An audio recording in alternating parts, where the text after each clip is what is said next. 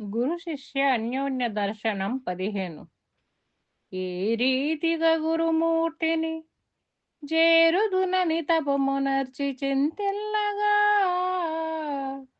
తత్కారుణ్యమైన దయగల వీరుండగా గురునిగాంచి వెదదీర్చు మనుచు చంచల ముందే మది దెల్పు మనుచు సారే సారే గురుని కోరి భజింపుచు సారే సారే గురుని కోరి భజింపుచు సారములేని సంసార విభ్రమయందు చేరి దుఃఖము అనుభవింపుచు నేరనైతిని మీ చరణ పంకేరు హంబుల విడవనని నే మారు వందనములను చేసి పెదదీచు మనుచు చంచల ముందే మది దెల్పు మనుచు. జై నిజ గురుభ్యో నమ.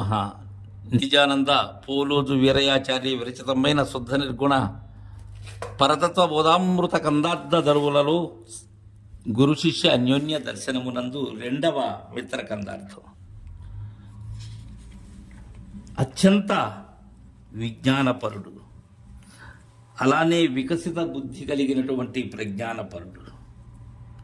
అవి ఉండి కూడా ఈ మరణాన్ని ఎలా నేను ఆ భయాన్ని ఎలా పోగొట్టుకోగలను అని యోచిస్తూ ఉన్నాడు. అలాంటి సుజనుడైనటువంటి శిష్యుడు మనసులో యోచనలో ఏమున్నది అంటే, ఏ రీతిగా గురుమూర్తిని జేరుదునని తపమునర్చి చింతిల్లగా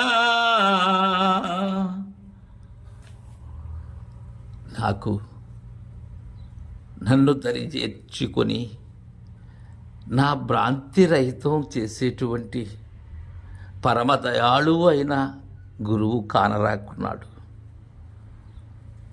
నాలో ఉన్న సంశయ ఛేదన కావించేటువంటి మహనీయుని యొక్క ఆ సన్నిధిని నేను ఎప్పుడు చేరగలను? ఎక్కడ ఉన్నారో కదా అలాంటి మహనీయులు, ఎందు వసిస్తూ ఉన్నారో? కారణం, మిగిలిన వేషభాషలు ఉండేవారు ఒక ప్రత్యేకతగా కనిపిస్తారు.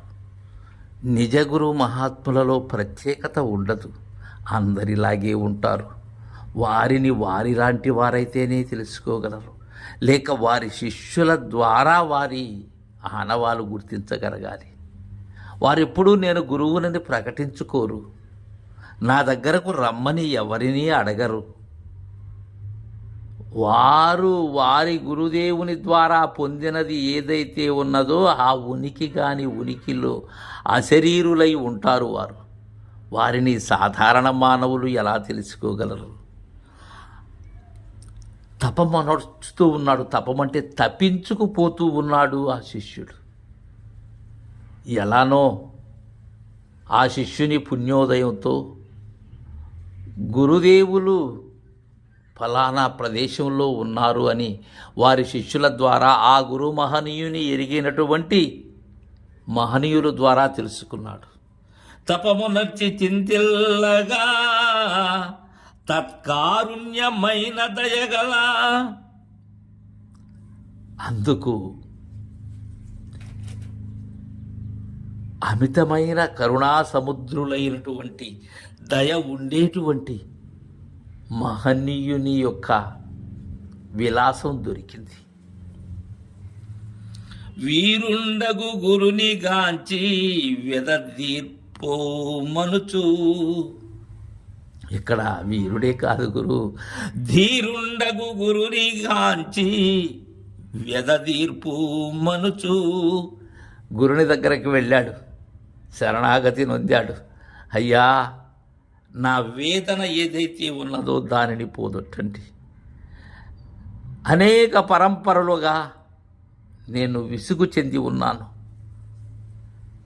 ఈ జనన మరణమనబడేటువంటి సుడిగుండంలో ఏ దరిగానక అలమటిస్తూ ఉన్నాను.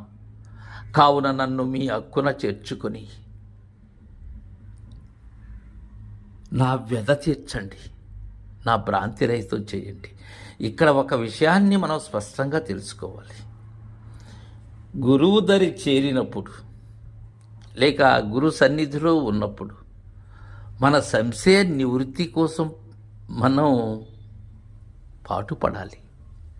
అంతేకాని మన యొక్క అహాన్ని అక్కడ ప్రదర్శించకూడదు. శరణాగతి స్థితిలో ఉన్నవారు ఎలా ఉంటారో అలా ఉండగలగాలి. సంపూర్ణ కైంకర్య స్థితిలో ఉండాలి. ఇది మనం తెలుసుకోవలసినటువంటి విషయం. చెంచల ముందే మది తెలుపు మనుచు, చెంచలము చెందుతూ ఏదో నాలో చలన గుణముతో ఉన్నదో, ఈ చలాచలములుగా ఉండి చెంచలం చెందుతూ ఏదైతే ఉన్నదో చెంచల ముందే మది తెలుపు మనుచు, ఆ చెంచల ముందేటువంటిది ఏదైతే ఉన్నదో అది తెలుపు.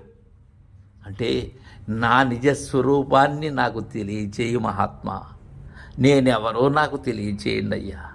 ఎక్కడి నుంచి వచ్చాను, ఎందుకు ఇలా సర్వం నాదనే భ్రమలో ఉన్నాను, మరలా మరణమనే భయంతో భీతిల్లుతూ ఉన్నాను, అది తెలియచేయండి గురుదేవా అని అడిగాడు. సారె సారెకు గురుని కోరి, సారె సారెకు గురుని కోరి భజింపుచు, సారాములేని సంసార విభ్రమ ఎందు. ఎప్పుడైతే గురు దర్శనమైందో అనేక పర్యాయములు ఆయన పాదముల మీద ఒరిగిపోతూ ఉన్నాడు. సారె సారెకు తనివి తీరటం లేదు. కారణం, ఆయన కరుణామృత దృష్టి ప్రసరించేంత వరకు కూడా శిష్యునిలో విసుగు రాకూడదు. నేను వెళ్ళాను గురువు దగ్గరికి, ఎందుకో ఆయన నాకు సరిగా నన్ను గమనించలేదు, నాకు బోధ వెంటనే చెప్పలేదు అంటుంటారు చాలామంది. చాలా పొరపాటు అది. ఇక్కడ చెప్తున్నాడు నిజానంద పోలోజు వీరయాచార్యులు. సారె సారె సారెకు గురుని కోరి భజింపుచు. ఏం కోరుకుంటున్నారు ఆయన? వ్యధ తీర్చమని కోరుకుంటున్నాడు. చెంచల ముందుతో ఉన్న నా యొక్క నిజ స్థితిని తెలియజేయమని కోరుతూ ఉన్నాడు. అలా కోరాలి. అలా కోరితే గురువులు కరుణా సముద్రులు ఖచ్చితంగా మనకు తెలియజేస్తారు.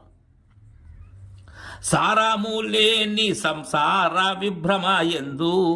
ఏ సారము లేదయ్యా, నేను దాన్ని చేశాను. ఏ సారం? ఈ ఘోర అహంకారం అనేటువంటి సంసారంలో మునిగిపోతూ ఉన్నాను. దానిలో నుంచి ఇవ్వలకు వచ్చేందుకు మార్గం కనిపించట్లేదు. విభ్రమ ఎందు అంటే అటు ఇటు తిరగటం, సంసారంతో పొత్తు. విభ్రమ అంటే తనను తాను మర్చిపోయేటువంటి విధానం. తనను తాను మర్చిపోయేటువంటి విధానం ఎప్పుడు వస్తుంది? అటు ఇటు అల్లిబిల్లి తిరిగినప్పుడు. అక్కడ చంచలం ఉంటుంది. స్త్రీల శృంగార శ్రేష్టలాగా ఉంటుంది ఆ విభ్రమ.